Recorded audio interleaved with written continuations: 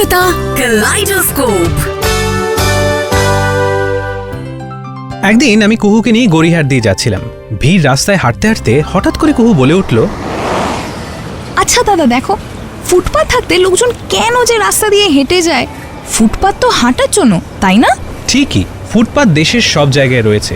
পায়ে হেঁটে চলতে হয় বলেই তো একে বলা হয় ফুটপাত। আচ্ছা দাদা, কলকাতায় ফুটপাত প্রথম কবে হয়? আনুমানিক 1858 সালে চৌরঙ্গিতে প্রথম ফুটপাত শুরু হয়েছিল, to ensure the safety of the pedestrians. তার মানে তখন কলকাতায় এরকমই ভিড় ছিল নাকি? একদম, গাড়ি ঘোড়া এত বেশি হয় যার ফলে ফুটপাত তৈরি করার উদ্যোগ নেওয়া হয়েছিল।